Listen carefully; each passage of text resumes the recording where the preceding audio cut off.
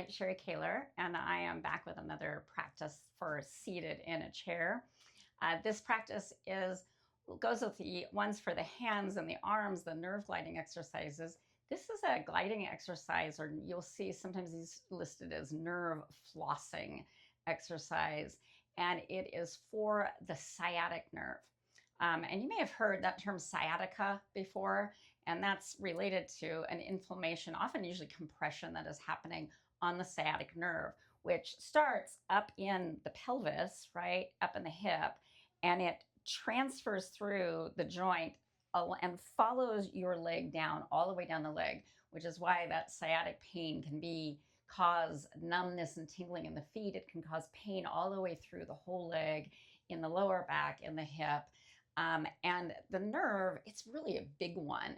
And it's about the size of, if you look at the tip of your pinky finger, it's about the size of your pinky finger. And if you take your fingers and just press on the tip of your pinky finger, right, you can watch it turn red. So you can imagine if your sciatic nerve, somewhere along this long journey, the muscles are pressing on it, or has become kind of turned because things are so much tension, getting the nerve moving again inside those muscle fibers can help relieve some of that tension.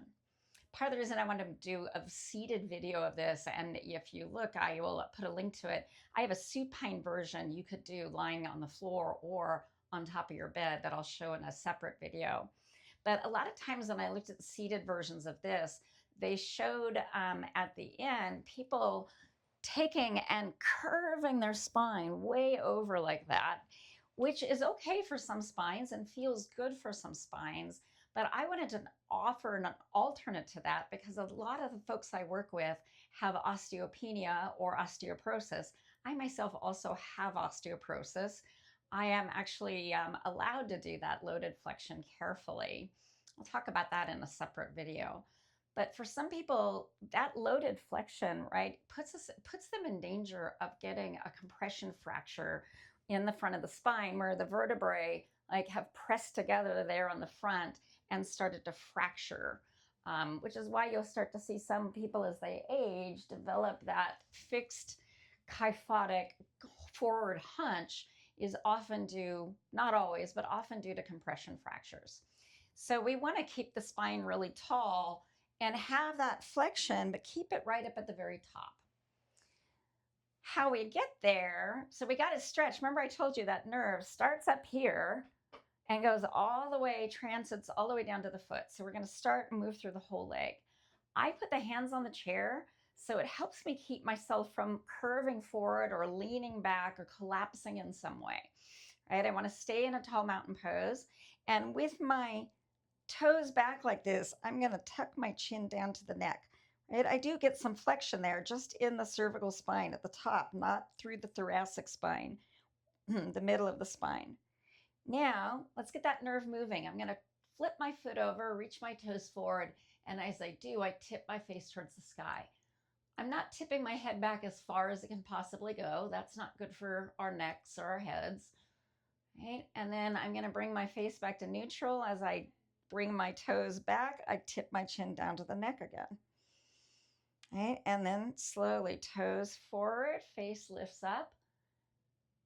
Now, as you're doing this, particularly if, like me, I practice with Ehlers-Danlos syndrome, I'm really lifting through my thigh while I'm doing this movement so my knee does not hyperextend down towards the floor.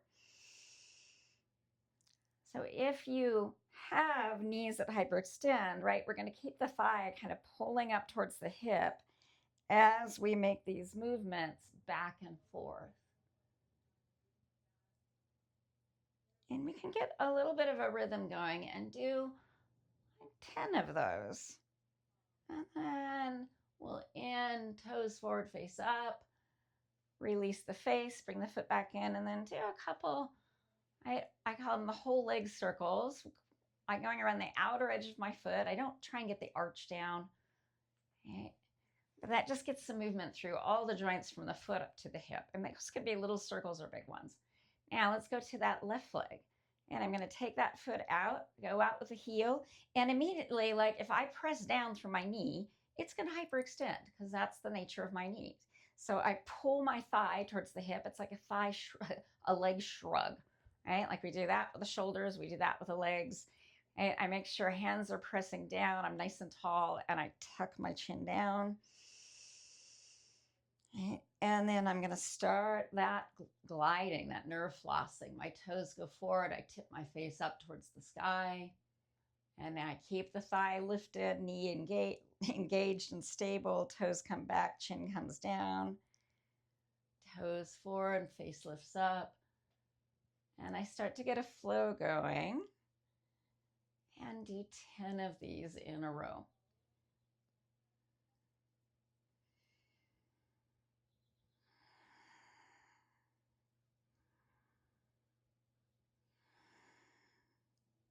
You could do even 15. You almost got out of sync there. In with face up, toes forward. And then bring your face back to neutral, your foot back in. I think I miscounted there. May not have been fully 10. I'm just going to go around in a circle. And then from there, I might move on to some more stretches or some more strength poses, but that just gets that stiffness and stickiness through the back of the legs and gets that sciatic nerve moving again. This is a version you can do fully seated from a chair. If you want to check out, I have an option to do a supine version where you're lying down on the floor or even on top of your bed. Take a look at that video I'm going to link to at the end of this one.